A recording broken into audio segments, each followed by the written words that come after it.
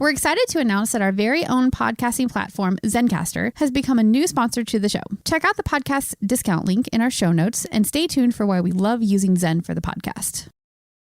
You're listening to the Archaeology Podcast Network. You're listening to the Archaeology Show. TAS goes behind the headlines to bring you the real stories about archaeology and the history around us. Welcome to the podcast.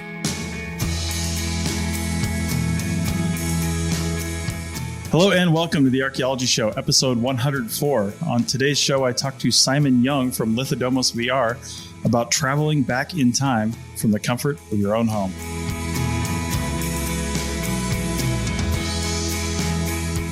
All right, everybody, welcome to the show. And our guest today, as I mentioned in the introduction, has been on the Archaeotech podcast several times. I don't know if you guys have heard the Archaeotech podcast, but you probably should check it out.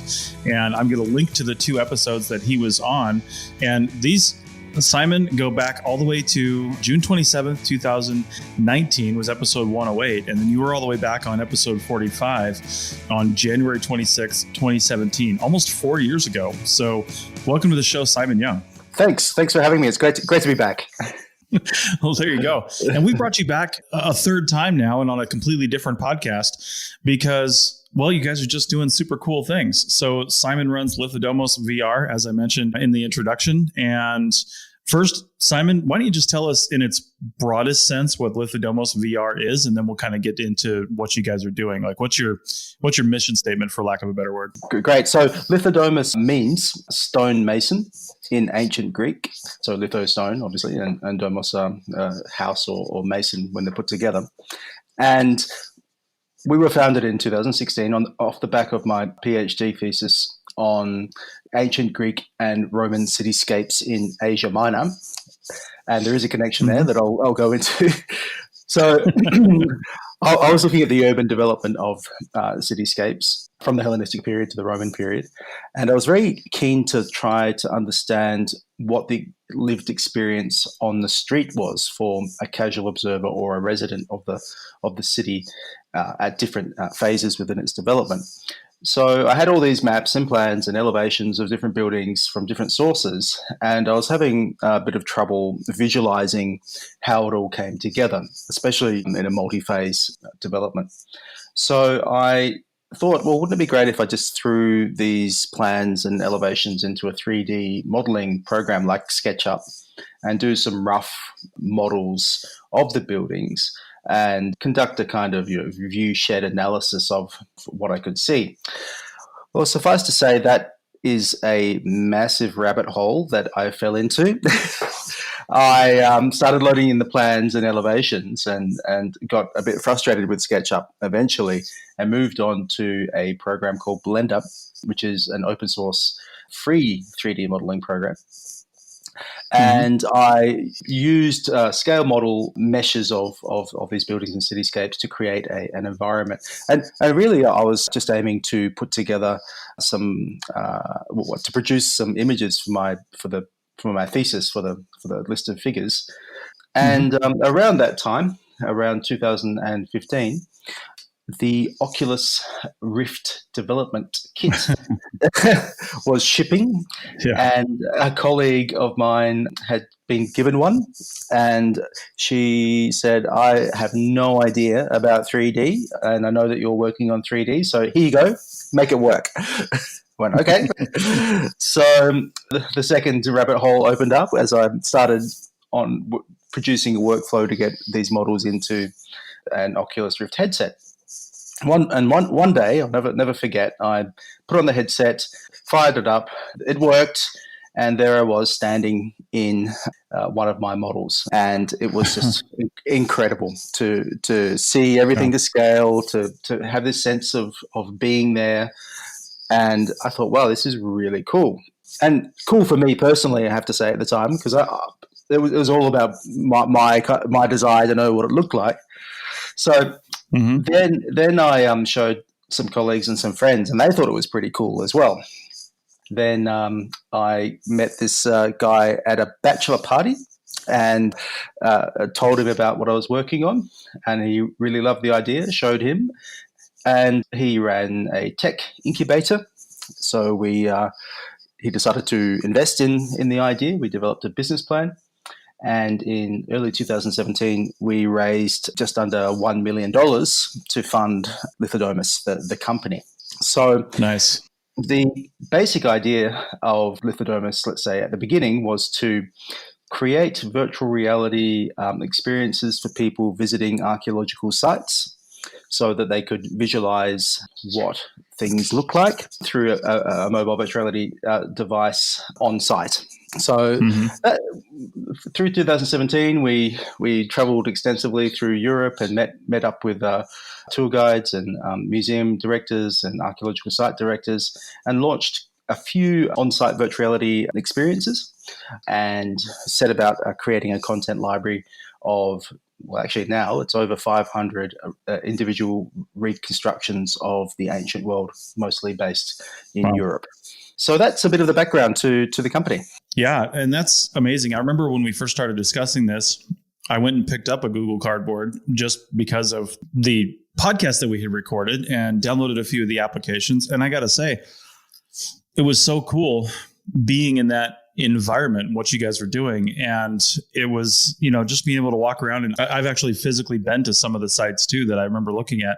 And, long time ago when I was in the Navy, but I was at some of those sites when I was in Italy, and still being able to look through them and see them and then hear some of the sounds. And then the way that you guys had it structured, it really did put you in an immersive experience. And I mean, it wasn't full, VR like Oculus or something like that. It's not like I'm wearing a bodysuit and can feel the textures and things like that. But still, your brain compensates for so much of that when you're in that immersive environment and you take away your distractions. And I thought it was just a really, really neat way to do it. And I've never been a fan of museums, to be honest. I mean, I like going to museums and seeing things that are unique and interesting, but I'd rather see artifacts and things and features in their context and see how people used them. And I'd love to move to a situation where we can interact with something in a little more, like I'd rather see an object laying on the ground or on a table and pick it up in VR and look at it and examine it rather than see it behind a glass case in a museum display that says, this is what this was used for. And I think that's what stuff like this leads us towards. So that's super cool. That's super cool. So, well, we're here talking now. I mean, what are you guys up to these days? So picking up on that concept of the artifact behind glass, we've had a lot of discussions about that internally, and it's such a 19th century approach to displaying artifacts. It's like taking a collection of butterflies and sticking a needle in them and putting them behind a case and then neatly writing out a paper label underneath with the category of the butterfly. And I think we've moved on a little bit from that period. I think we've entered the digital age, and the museum experience is catching up, but needs to accelerate. A lot of museums, I have to say, are amazing, doing this amazingly well and digitizing their collections and their experiences. But for the most part, most museums are still stuck in the 19th century with that classification of artifacts out of context behind a glass case. Yeah, the Archaeology Museum in Naples, Italy. My wife and I went to it. I think it was 3 years ago now when we were in Italy for a few weeks. We probably talked about this the last time we had a show in 2019. But, that was one of the ones that, honestly, the thing that most impressed me about that museum were the big, massive sculptures, the marble sculptures and things like that, because that's just kind of on a scale that you can't even imagine. But then a lot of the stuff from Pompeii was literally that, just like, here's case upon case of beads that are made of this. And I'm like, wow, that's great. Why do I care? It just didn't make any sense to me. So I love what you're doing with these ideas. So I guess at the beginning of Lithodomus, intuitively, I had a sense that it's one of my initial pitches actually for the company was that it's difficult to connect to artifacts in a glass cabinet. And the whole idea of taking artifacts and putting them into their original context within virtual reality potentially had the capability of transforming an existing collection into something that's interactive and immersive. However, I would say that VR has gone through a very interesting journey since Oculus, I think, led the revival of the concept. There was a lot of hype in 2015, 16, 17 about virtual reality taking over every aspect of our lives, and it really hasn't. It hasn't taken off and met the expectations of enthusiasts and supporters. In fact, the penetration of virtual reality in households is less than, I think, 0.01%. Do you think that's a cultural thing or a technological thing? Is the technology just not there yet to be accessible to us? Or, I mean, I have a friend who just got back into his PlayStation VR. He's had VR for a while, and for some reason he just like rediscovered it. Now he's posting all over Facebook about how he's exploring No Man's Sky, the PlayStation 4 game in VR, and just like, changes your whole perspective of the game. But you're right. I don't know too many people that either A, have one, but then also B, actually use it, on a regular basis. So I don't know. Yeah. What do you think it is? Is that our ability to just not understand it and get into it, or is the tech just not there? I think it's a question of adoption waves. I've seen a really interesting chart, and I think if you Google it, it's pretty easy to find, about adoption rates of radio and television. Mm-hmm. And what you see is that the initial release of the technology has a modest or small uptake, and then it rapidly declines. And then several years later, once people are used to the idea, there's a massive uptake of the technology. So I think we've seen the first little bump, and we will see a larger uptake of the tech in the future. Mm-hmm. I was watching a documentary on the Australian Broadcasting Commission's channel, our ABC. Mm-hmm. It was about a family living back in a modern family living in the 1930s and 40s.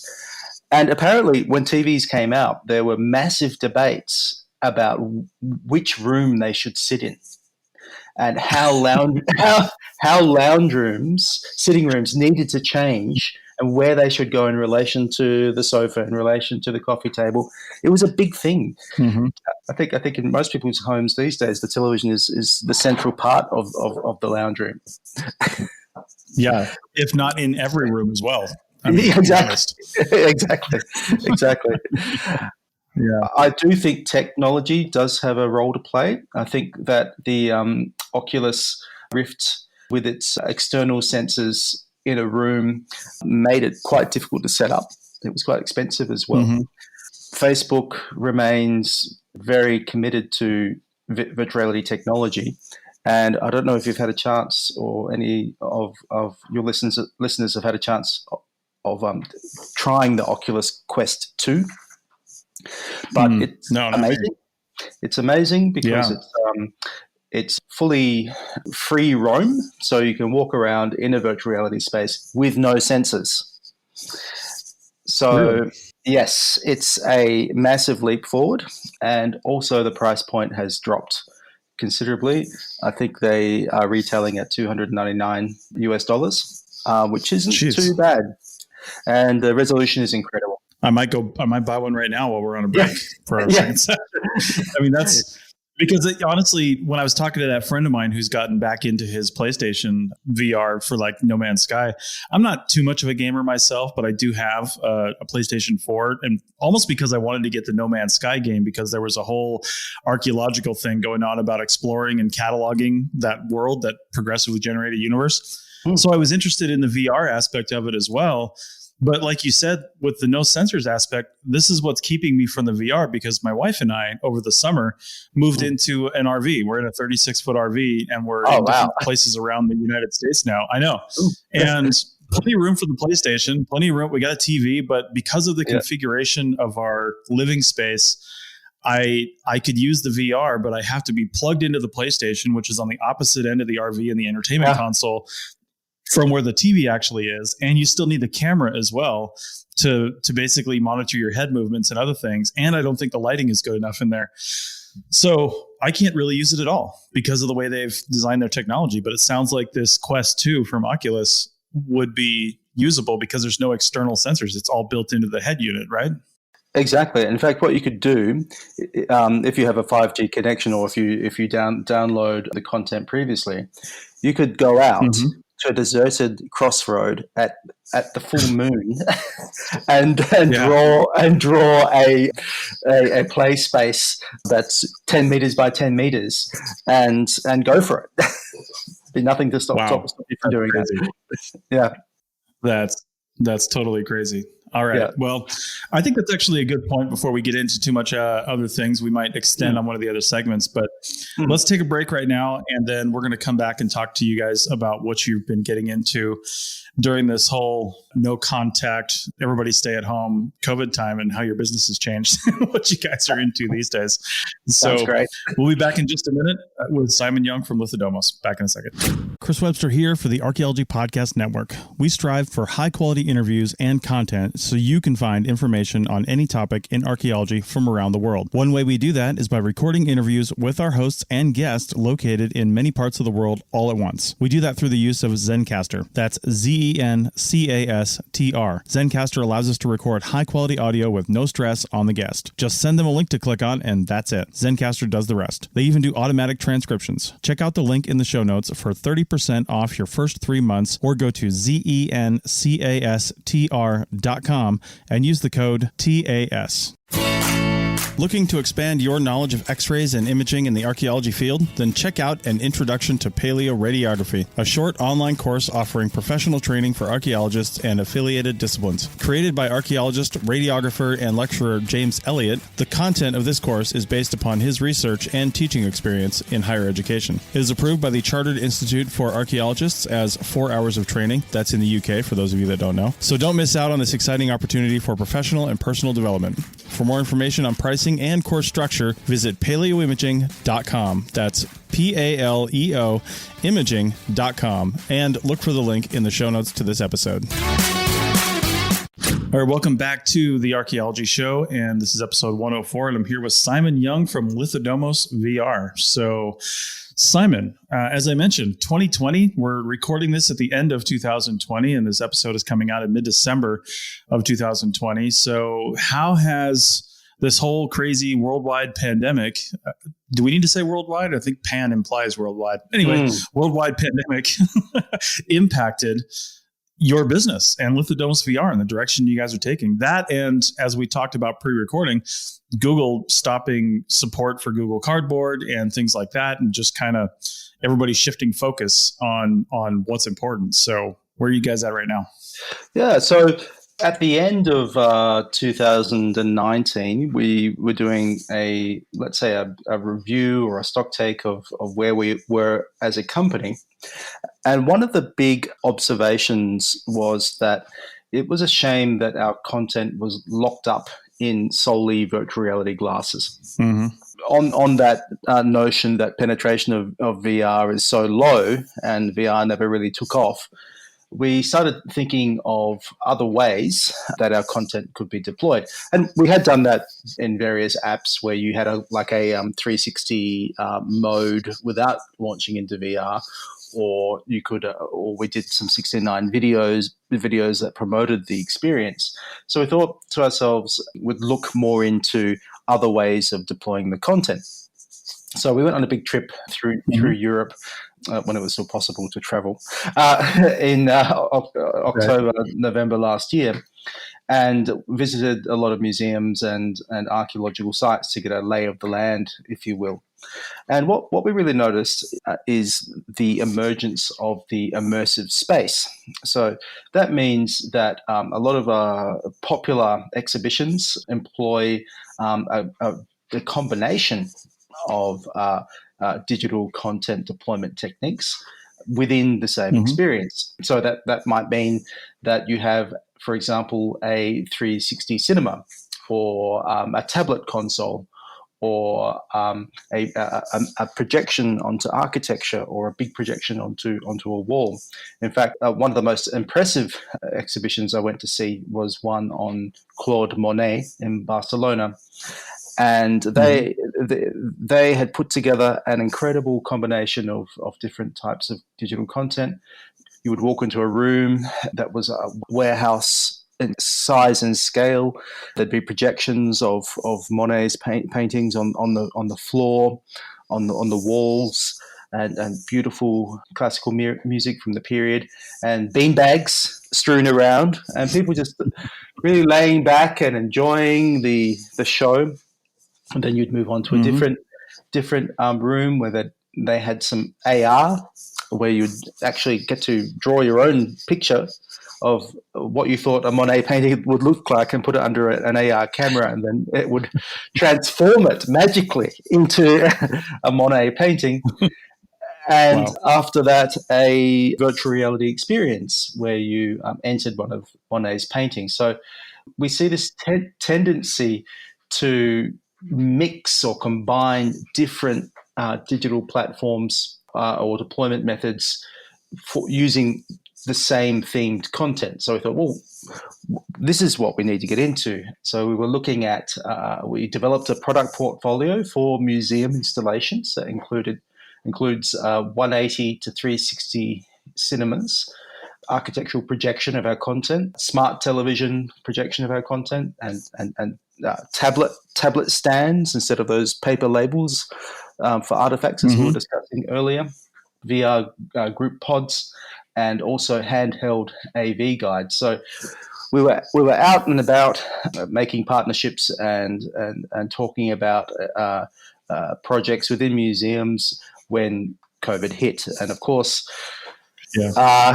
public gatherings and museums suffered slightly from this turn of events. So we still think that a cross-platform deployment of our content is a good idea. So we focused our energies into what we call the consumer multimedia guide. So this is a product where visitors to museums and archaeological sites can use their own device to access 360 reconstructions and other digital content as a guide through a site or a museum. So it turns out that it's very popular. It's a very popular concept because visitors are using their own devices rather than sharing an audio guide that's been disinfected or some other type of hardware that the museum gives out. So it's entirely contactless. Yeah. And it's web-based, so it works on any device, apart from a Nokia from 1998. A Nokia phone, so it won't work on those, but any smartphones within the last 5 years, more or less. So we launched that product about 2 weeks ago. It's called Ancient World, and I guess we'll place a link under the interview later after. So that's where we've been going. One other thing that came up from talking to museums and to visitors was that our virtuality experience on site depended entirely on the guide who was taking their group through the archaeological site to explain the history of the site and to give the context for the 360 3D reconstructions. So what we've done with Ancient World is we've sourced local guides to record an audio narrative to accompany the 360 reconstructions. But they do it as if you were in the ancient world. So we have for Rome, we have a local guide called Alessia, who is describing what you're seeing within your AV guide, pointing out the different points of interest, and is with you as your virtual guide through this journey in the ancient world. That's really cool. I like it. You started this whole thing out talking about when you're doing your PhD, wondering what it was like to stand on the streets of the places that you were studying, right? And this really is leading us all into that direction, which I think is the best way to understand the past. You know what I mean? It's the best way to really get people in the headspace of thinking about not just look at the pretty artifacts and the pretty sculptures and the buildings and things like that. But, what was life really like for these people, and what can we learn from that? What can we learn from their experiences and what they did, and what they shouldn't have done and just how people lived in the past. And not only that, but it could be expanded to how do people live in other countries right now? It doesn't always have to be the past, right? This experience could be, what's it like to stand on the streets of, in Melbourne, Australia right now versus India versus China versus Russia? What is that? What is that like? As Americans, I'm relatively well traveled. I wouldn't say nearly as well traveled as the average European probably, but I've been in, a number of continents and different places. And I feel like that just gives you a different perspective of reality and of the world and of people in general, and probably tends to make you a little bit more compassionate too. Whereas people who never leave their hometown or their home state here in the United States, they just get a little insular and a little nationalistic and start thinking, well, what I see around me is the best possible scenario, so that's the only thing I'm going to support. And I don't know where I'm going with this. It was just making me think of the world in a wider perspective, not just from a historical perspective, but current world affairs as well. Yeah, I was having a conversation the other day about this, and I suppose this is one of the impacts or changes that COVID-19 has brought about, is the resistance in consumer behavior to participate in events that are digital and remote. That resistance has broken down massively. Yeah. One of my friends and colleagues, Professor Andy Goldman at Gonzaga University in Washington State, we were talking about its effect on education, and he was commenting that probably in the United States, you could say that pretty much all students have had some type of remote learning experience in 2020. Right. And speaking of his own colleagues and other professors in archaeology, they have all been thrust into the age of remote distance learning, or through Zoom or whichever platform they use. So as a kind of a global behavioral shift, this has opened us up to the possibility or the acceptance or the willingness to go into a virtual tour, to imagine that you're remotely somewhere, and that's really significant, I think. Well, and even take it farther than that, right? Because universities right now, you have to go prior to 2020 and probably post 2020. You're going to go into a classroom. You have to go all the way to the university, live there, take their classes, be with the professor and your students. And there is value in that. And I think we're all realizing that, like you said, two things. One, virtual meetings are not impossible. We can actually do it, and we can be successful, and we can do that. Talk to anybody who's podcasted, right? Like you and I have never been on the same continent together, and yet we've done three shows so far. That's right. So we know that this is possible, but then also I think it's shown us the value of face-to-face communication. There are some things you can do in face-to-face communication that are just a little bit more difficult. The chance encounters, the side conversations are more difficult in a Zoom meeting with 40 people on it, right? But that being said, the technology you guys are developing and using, could also really be used for stuff like this. Why should any university have a room anymore with people that have to go there, live there, spend half their tuition on dorm rooms, when they could just stay at home or stay wherever they want and attend virtually into a virtual classroom experience, not like a Zoom room, but a virtual classroom experience where you can still be with your peers and interact with them and do things. And, I think we've all seen science fiction movies and things where this is the case, and sometimes it all goes horribly wrong. But I think taking the bright side of this pandemic, like you said, it's opened our eyes to the possibilities of virtual interactions. And if we could have the technology to support that, because, one of the reasons that people hate Zoom meetings is you've got sometimes 20, 30, 40 people sitting on a screen and you don't have an appropriate screen for it. You're using an iPad, you're using a 13-inch laptop. But if we all had a wall screen at home that we could sit in front of that had everybody right there, and it was just the technology was more conducive to the environment and the event, But right now, those two things aren't matching up. But I think VR could possibly be the easier answer for that than a 42-inch computer screen, which will cost you $8,000. You know what I mean? So I don't know. Yeah. We've been actually working a little bit. We've had a few meetings now in an Oculus Quest 2 application called Immersed, where they set up a workspace. You take a photo of your face, or you upload a selfie, and it pastes onto an avatar. And we're in a big workroom with whiteboards, 3D sound, and it really makes a difference. It's so much better to be able to turn around and speak to somebody, or pass them something, or to expand the whiteboard, or to annotate the photograph. We're a lot more present in that immersive space. So having said that, imagine with our 3D environments that we've developed, the archaeology professor or high school teacher or history buff or enthusiast appearing in the Roman Forum for a lecture on the Roman Forum, and the instructor taking the group around the Roman Forum and explaining each of the buildings or the people and what they're doing, the activities. Yeah. That would be very cool. And it's not. We have the technology.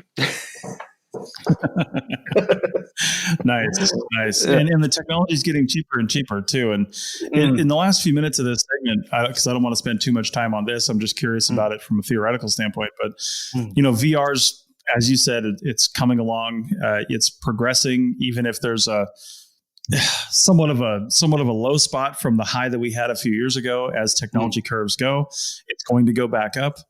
But what about the other technologies related to the VR experience? And I'm thinking, I've read a lot of sci-fi and seen all the movies, the full, everything from smells to the full body tactile experience. You know what I mean? Have you guys done any research or have any long-term roadmap plans that include those other senses? Because audio is clearly a thing that you're doing and that other people are doing, and video, but what about all the other senses to make this a fully immersive experience? And I have to agree. I agree with you there that I do a lot of research into that myself. I'm completely up to date with Star Trek, and with the Mandalorian, of course. So of course. So I'm very take my research very seriously. That's right. I think. Well, haptics is a big thing, isn't it? The touch feedback, and 3D sound as well. And I think I kind of want to segue into augmented reality glasses. So there's this sense that you have this overlay of the world through your virtual reality glasses. The Oculus Quest has cameras, so you can see where you are if you need to, so you don't bump into anything. Facebook and Apple are working on, Apple, we're not sure, working on augmented reality glasses. So glasses that you would wear as if they were normal glasses to overlay AR experiences to the real world. This convergence of reality with a digital sense of being is probably the next big step. Smell is a bit trickier, I think. I'm not sure how you would do that without placing an implant in the brain or creating some kind of device that can fabricate smells. Yeah, it's an interesting nice. Time. Indeed it is. All right. Well, with that, we will take our final break and come back and wrap up this discussion with Simon Young from LithodomosVR. Back in a minute. You may have heard my pitch for membership. It's a great idea and really helps out. However, you can also support us by picking up a fun t-shirt, sticker, or something from a large selection of items from our TeePublic store. Head over to arcpodnet.com/shop for a link. That's arcpodnet.com/shop to pick up some fun swag and support the show.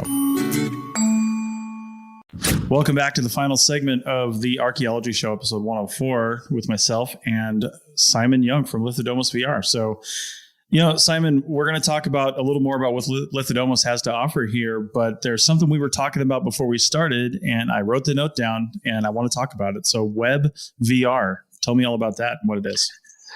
So WebVR is a concept. We all know about the Internet of Things and the whole concept that the web covers everything. But there is this exciting innovation within browsers, which is at WebVR. Now, you might think to yourself that WebVR means that you're within an Oculus Quest headset, and then you bring up a virtual browser and you see Google, and you do a Google search with your digital fingers and find the lolcat images you were looking for. But that's not what it is. WebVR, it's the idea that you can enter a room scale free roam environment that is streamed to your headset. So let's take an example. Let's say that I'm in a virtual lounge room where I've had my meeting with my friends and colleagues, and I look over at the virtual bookshelf, and I walk over to the virtual bookshelf, and there's a virtual book on ancient Rome. I pull down the book, I open it up, and I see an image of the Roman Forum animated in a way that you would expect the Harry Potter newspapers to be animated. Then I tap the picture of the Roman Forum, and the entire content is streamed at that moment, and I'm transported to the Roman Forum. Wow! Suddenly, I'm in a new environment.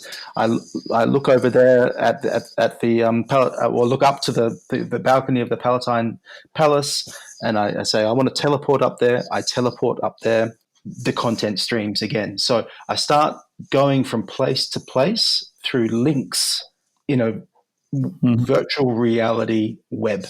Nice. This is really taking off in the sense there's a lot of development going into it. And also, we've been a little bit, let's say, constrained by apps and the app stores. You may recall the whole situation with Apple and Fortnite, the standoff, yes. And that kind of brought to the forefront the power of the two big app stores with their terms and conditions and their massive commissions. And there's a tendency to move away from apps and back to web browsers.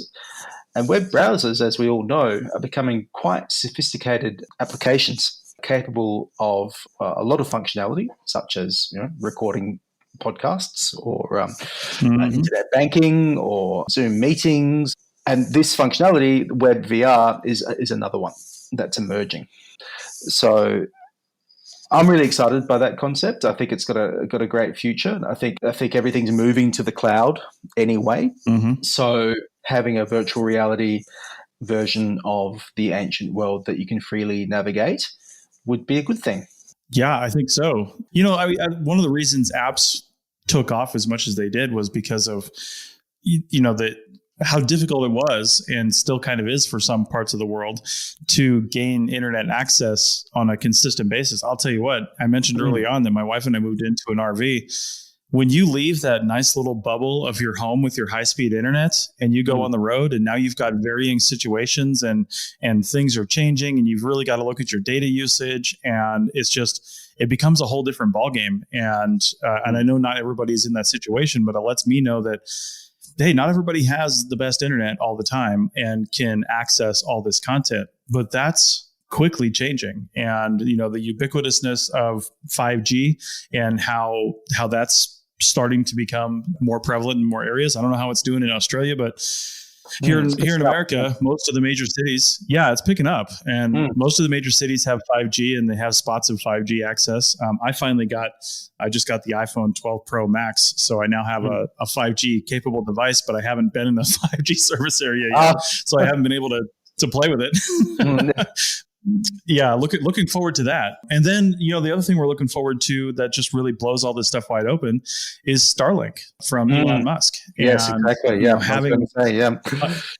Yeah, as an RVer, really looking forward to that as something that'll give me high-speed internet pretty much anywhere I want to be.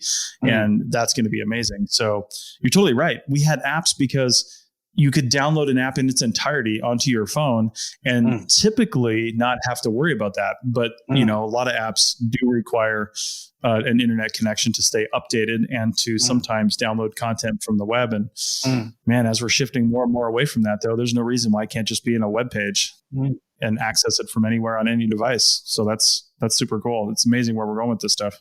Definitely. Yeah.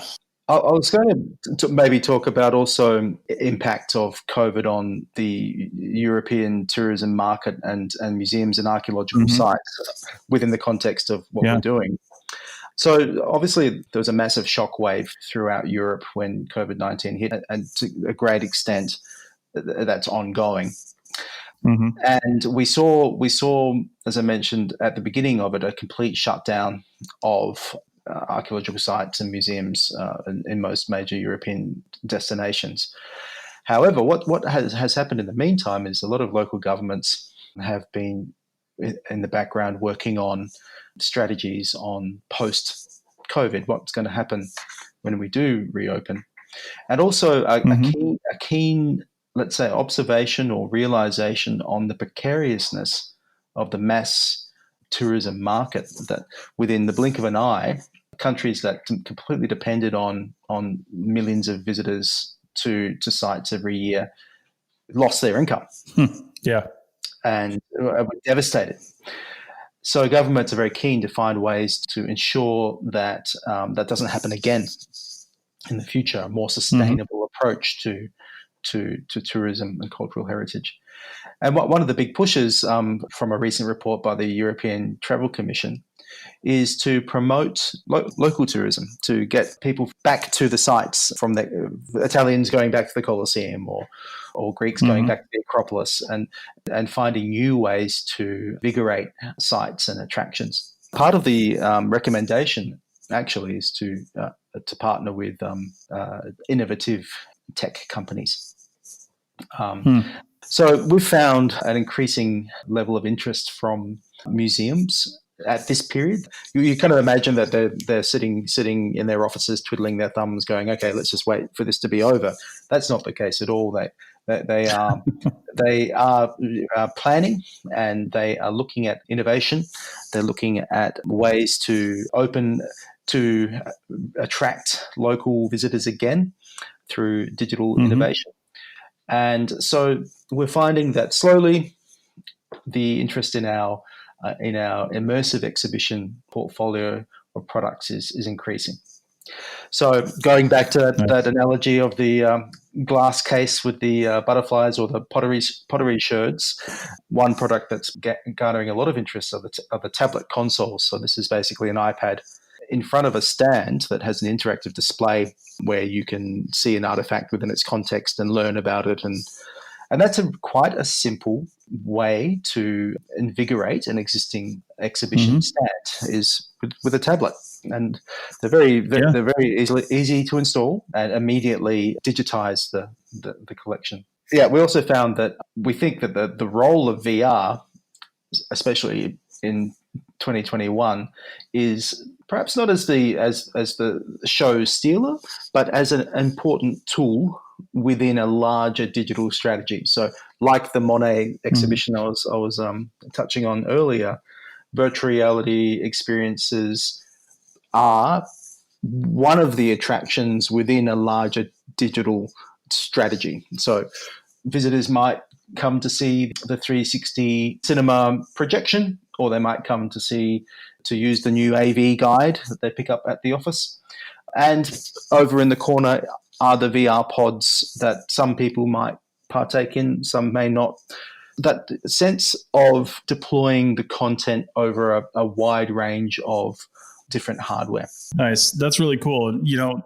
And thinking about just the iPad in front of the display or whatever at a museum, I mean, we're easy, right? As people, if you give us just anything else other than a glass display case, we're pretty happy. So even just interacting with something, I'm thinking about like national parks here in the United States. They often have something. There's a lot of displays with stuff you have to read. Don't get me wrong, and sometimes that's okay if it's brand new and interesting. Sometimes it gets a little boring, but anytime you have something something you can interact with or move or just get into, even if it's just a simple concept, we're all in, right? There's a line around the door for it, and you want to do it. So this is definitely a technology that's just waiting to be deployed.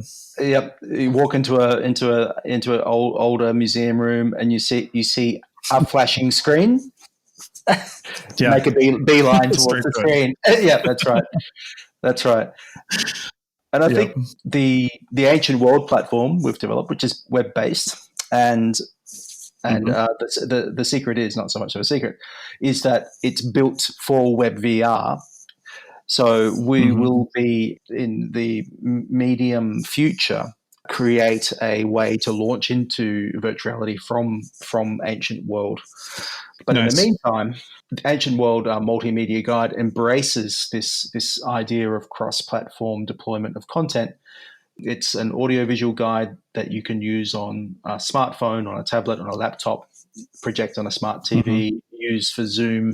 And because of its platform nature, it makes it very easy for museums to provide existing digital content or their own audio narratives. And it really is quite a simple off-the-shelf solution for any museum who's looking for a contactless audio-visual guide in the light of COVID. So if there are any museum curators or archaeological site directors out there who are interested in finding out more, please do get in touch with us. Yeah, absolutely. And I've been sitting on the Ancient World website for a little while here and just watching it cycle through some of the really cool images and things on here is pretty neat. We're definitely going to link to this in the show notes, arcpodnet.com/TAS/104. And that's going to be also in your podcast player there. So check that out. So Ancient World is really the place people go. If you go to lithodomosVR.com, I believe, that's linked in there too. Yep. I just didn't have that in front of me. You'll find Ancient World there, but it links to a separate website, but we'll also link to that in the show notes. So definitely go take a look at that. And there is a free tour on here as well. If anybody wants to check out some of the other paid tours, do we have anything for them regarding that? Absolutely. So we will be offering a special coupon for a 50% discount to listeners, and we'll send through that redeem code for those for that discount after the show to paste on the website. Nice. Well, that's much appreciated. That's going to be super cool. So what do you suggest somebody check out when they're first coming to this site? Just find something you like, or do you have a favorite? That's kind of like asking a parent who their favorite children are. They're all great. It really depends on where your interest lies. So we start from Stonehenge, Neolithic, and we go right through to Hobart in Australia, so 1829, and a few sites in between. But we have Rome, we have Athens, we have Ostia, we have Pompeii, we have Split in Croatia, we have Corinth, we have Delphi, so and more. So there's 22 tours available at the moment, and there are more coming in the pipeline in the coming weeks. Nice. That's really cool. Yeah, and I see the links to the apps that we have talked about in the past down here as well. So you can still get those. Those are still available. If you still have a Google Cardboard or something like that, you can use them with it, even though Google's not selling it anymore. It still works. That's right. And if you have an Oculus Go, one of our most popular Oculus Go apps is linked down there. That's Athens in VR. So that's it's not quite free roam, but you can teleport from place to place and learn all about Athens in the Roman period, visit the Agora, the Panathenaic Way, and the Acropolis, and even go inside the Parthenon. Oh my, that's pretty cool. I like it. All right. Well, Simon, this has been fascinating. I hope our audience has gained some insight into this and what they can do and where they can go. And definitely check out the Ancient World website, ancient-world.co. Again, linked in the show notes so you don't forget it. And when you go to those show notes, again, arcpodnet.com/ it's actually /archaeology/104. I was looking at our recording link up here. So arcpodnet.com /archaeology/104 for your coupon code. So you can check some of this out. There's various price ranges, and just pick the one you want, drop in the code, and go have some fun. So again, Simon, thank you for this. And I hope to have you guys on again Maybe not 3 or 4 years from now, but, that's sooner to talk about some more great things that you guys are doing. Definitely, Chris. Thanks a lot for having us on the show. It's always a pleasure. Absolutely.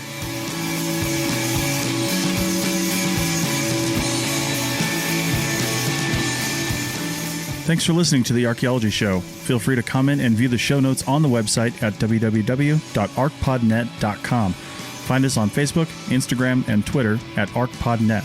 You can also find us on the Lyceum app, a podcast app just for educational podcasts. Music for this show is called I Wish You Would Look from the band Sea Hero. Again, thanks for listening and have an awesome day. This episode was produced by Chris Webster from his RV Traveling America, Tristan Boyle in Scotland, and the Archaeology Podcast Network, and was edited by Chris Webster. This has been a presentation of the Archaeology Podcast Network. Visit us on the web for show notes and other podcasts at www.arcpodnet.com. Contact us at chris@archaeologypodcastnetwork.com. Thanks again for listening to this episode and for supporting the Archaeology Podcast Network. If you want these shows to keep going, consider becoming a member for just $7.99 US a month. That's cheaper than a venti quad eggnog latte. Go to arcpodnet.com/members for more info.